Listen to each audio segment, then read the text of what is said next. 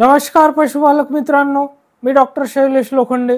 पशुरोग निदान व उपचार या माझ्या मराठी यूट्यूब चॅनलवर मी आपल्या सगळ्यांचे मनापासून स्वागत करतो.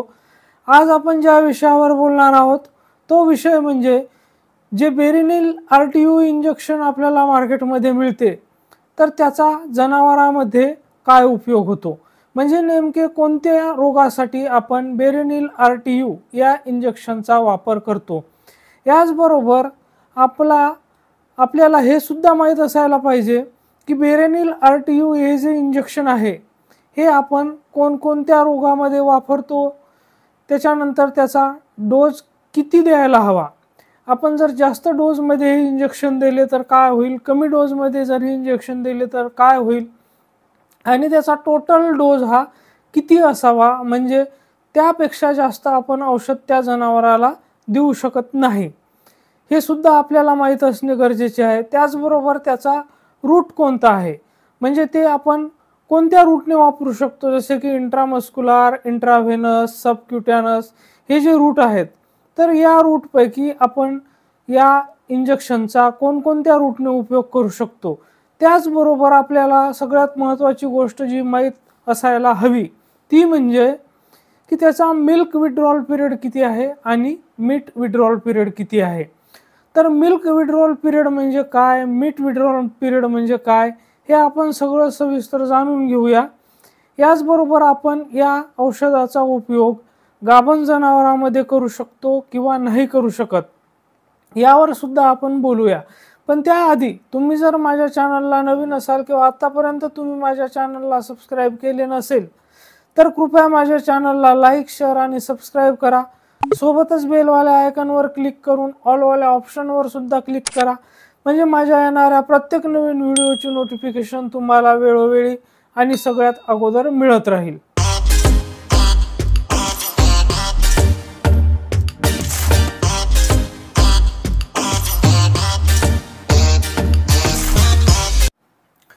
तर जसे की आपण माझ्या हातामध्ये इंजेक्शन बघत आहात, तर हे बेरिनिल RTU 7% चे इंजेक्शन असते. तर आता आपण बोलूया की हे बेरिनिल RTU चे इंजेक्शन आहे, तर हे आपल्याला याचे प्रेझेंटेशन किती ml मध्ये मार्केटमध्ये अवेलेबल आहे. तर बेरिनिल RTU चे इंजेक्शन आपल्याला 20 ml, 30 ml आणि 90 ml च्या प्रेझेंटेशन मध्ये अवेलेबल आहे. तर आता बोलूया की बेरिनिल RTU मध्ये नेमके काय असते, कोणते सॉल्ट असते, त्याचे कंटेंट काय असते. तर बेरिनिल RTU या इंजेक्शनमध्ये डायमिनाझिन ॲसिच्युरेट नावाचे सॉल्ट असते. तर ते असते जसे की या इंजेक्शनवर आपल्याला लिहिलेले दिसते की 7%, म्हणजे 70 mg/ml याचे कॉन्सन्ट्रेशन या इंजेक्शनमध्ये आहे. याच सोबत या इंजेक्शनमध्ये फिनाझोन नावाचे जे सॉल्ट आहे ते 375 mg/ml या क्वांटिटीमध्ये असते.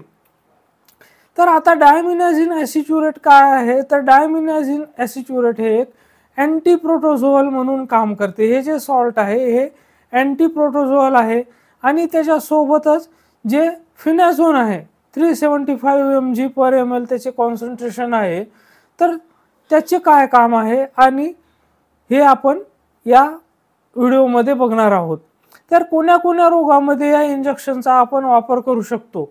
तर जसे की मी आपल्याला सांगितले की डायमिनाझिन ॲसिच्युरेट हे जे सॉल्ट आहे हे अँटीप्रोटोझोअल आहे, म्हणजे जे प्रोटोझोअल डिसीज आहेत जसे की ट्रिपॅनोसोमियासिस आहे, बबेसिओसिस आहे, थायलेरिओसिस आहे, तर या रोगामध्ये आपण या इंजेक्शनचा वापर करतो. तसे खास आपण या इंजेक्शनचा वापर ज्याला आपण रेड वॉटर डिसीज म्हणतो, म्हणजेच बबेसिओसिस सुद्धा म्हणतो, तर बबेसिओसिस या रोगामध्ये आपण या इंजेक्शनचा वापर करतो. पण याचे रिझल्ट आपल्याला जसे की ट्रिपॅनोसोमियासिस आहे आणि थायलेरिओसिस आहे या रोगामध्ये सुद्धा मिळतो.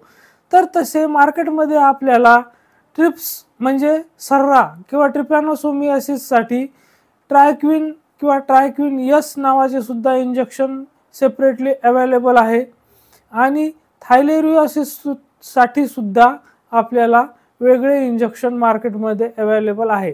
पण जर आपल्याकडे ते इंजेक्शन्स अवेलेबल नसेल तर आपण सर्रा आणि जे थायलेरिओसिस आहे तर याच्यामध्ये सुद्धा आपल्याला या इंजेक्शनचा चांगला रिझल्ट मिळतो आणि त्याच्यामध्ये सुद्धा आपण याचा उपयोग करू शकतो. तर बऱ्याच जे प्रॅक्टिशनर आहेत किंवा पशुपालक आहेत तर त्यांच्या मनामध्ये एक प्रश्न असतो की जसे की बबेसिओसिस असू द्या किंवा सर्रा असू द्या, म्हणजेच ट्रिपॅनोझोमियासिस असू द्या किंवा थायलेरिओसिस असू द्या, तर यामध्ये जनावरांच्या शरीराचे जे तापमान असते ते खूप जास्त प्रमाणात असते. 106 107 फॅरनहाईट पर्यंत टेम्परेचर म्हणजे पशुच्या शरीराचे बॉडी टेम्परेचर असते. तर मग अशा वेळेस आपण ज्यावेळेस हे बेरेनिल इंजेक्शन लावतो तर त्यासोबत आपल्याला जे non steroid anti inflammatory drugs असतात जसे की मेलोनेक्स असू द्या, पॅरासिटामॉल असू द्या किंवा पॅरासिटामॉल निमेसुलाइडचे कॉम्बिनेशन असू द्या किंवा जे फ्लुनिक्झिन मेग्लुमाइन आहे, किटोप्रोफेन आहे, तर बाजारामध्ये हे जे विविध प्रकारचे आपल्याला अँटीपायरेटिक, ॲनाल्जेसिक आणि अँटी इन्फ्लॅमेटरी ड्रग्ज मिळतात. तर हे लावणे गरजेचे आहे का, हा प्रश्न सगळ्यांच्या मनात असतो. तर ज्यावेळेस आपण बेरेनिल अँटीप्रोटोझोल डिसीजमध्ये देतो तर त्यावेळेस आपल्याला जे दुसरे non steroid anti inflammatory drugs असतात जसे की मी आत्ता आपल्याला सांगितले मेलोनेक्स, पॅरासिटामॉल, निमेसुलाइड, फ्लुनिक्झिन मेग्लुमाइन, किटोप्रोफेन, तर या ड्रग लावण्याची आपल्याला मुद्दाम गरज नाही. कारण यामध्ये जे फिनॅझोन नावाचे कंटेंट आहे तर ते फिनॅझोन हे काम करते, म्हणजे अँटी इन्फ्लॅमेटरी अँटी पायरेटिकचे काम हे फिनॅझोन करते. म्हणून आपल्याला दुसरे non steroid anti inflammatory drugs लावण्याची गरज नाही. फिनॅझोन हेच अँटीपायरेटिक, ॲनाल्जेसिक, अँटी इन्फ्लॅमेटरीचे काम करते. म्हणून कधीही बेरेनिल आपण ज्यावेळेस जनावरांमध्ये लावतो, ज्याला की बबेसिया झालेला असू द्या, सर्रा झालेला असू द्या किंवा थायलेरिया झालेला असू द्या, तर त्याला वेगळे आपल्याला non steroid anti inflammatory drugs देण्याची गरज नाही. तर हा मुद्दा आपण इथे क्लिअर केलेला आहे. तर बबेसिओसिस किंवा सर्रा किंवा थायलेरिओसिस या रोगाची ज्यावेळेस आपण ट्रीटमेंट करतो किंवा उपचार करतो तर या बेरेनिल सोबत जर आपण ऑक्सिटेट्रासायक्लिन IV जर दिले 10 mg/kg बॉडी वेटच्या हिशोबाने, जे आपल्याला शॉर्ट ॲक्टिंग ऑक्सिटेट्रासायक्लिन मिळते, म्हणजे ज्याचे कॉन्सन्ट्रेशन 50 mg/ml असते, तर ते आपण IV यासोबत देऊ शकतो. तर आपल्याला आणखी चांगला रिझल्ट या रोगांमध्ये पाहायला मिळतो. याच सोबत मिक्स अँटीप्रोटोझोल इन्फेक्शन, म्हणजे जिथे 2 प्रोटोझोआचे इन्फेक्शन झालेले असते तर त्या ठिकाणी सुद्धा आपण बेरेनिलचा उपयोग करू शकतो.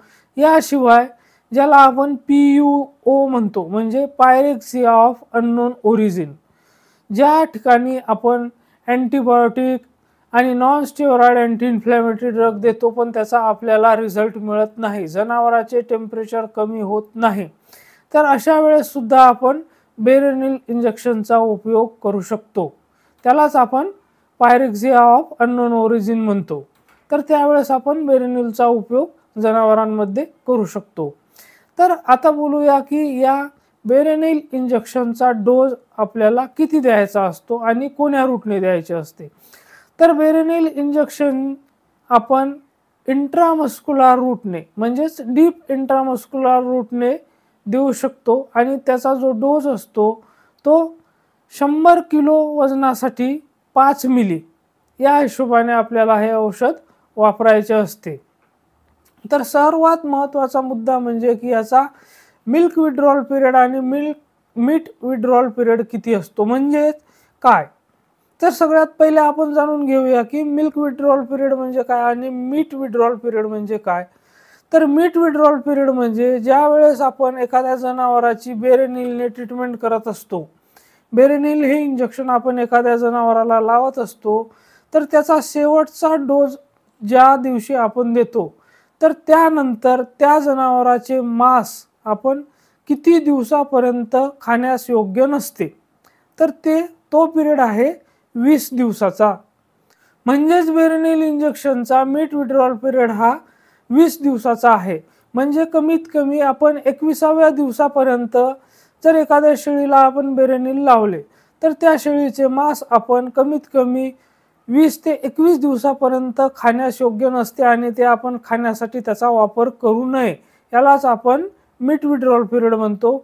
आणि मिल्क विड्रॉल पिरियड म्हणजे काय, तर एखाद्या गाईला किंवा म्हशीला किंवा शेळीला आपण ज्यावेळेस बेरेनिल इंजेक्शन लावतो तर त्याचा शेवटचा डोस ज्या दिवशी आपण देतो तर तिथून 3 दिवसापर्यंत त्या जनावराचे दूध हे वापरण्यास योग्य नसते आणि त्या जनावराचे दूध आपण पिण्यासाठी किंवा अथवा कोणत्याही कामासाठी दुधाचे दुसरे कोणतेही प्रॉडक्ट बनवण्यासाठी त्याचा 3 दिवस वापर करू नये. यालाच आपण मिल्क विड्रॉल पिरियड म्हणतो.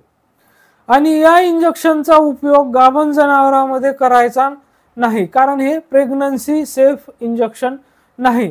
म्हणून जे गाभण जनावरं असतील जसे की गाय, म्हैस, शेळी, मेंढी ज्यामध्ये आपण याचा उपयोग करतो तर ते जर गाभण जनावर असेल तर त्यामध्ये याचा उपयोग करू नये. तर ही झाली बेरेनिल RTU या इंजेक्शन बद्दल माहिती. आपल्याला या इंजेक्शन बद्दल काही शंका असल्यास किंवा आणखी काही माहिती हवी असल्यास तुम्ही मला कमेंट करून विचारू शकता. धन्यवाद.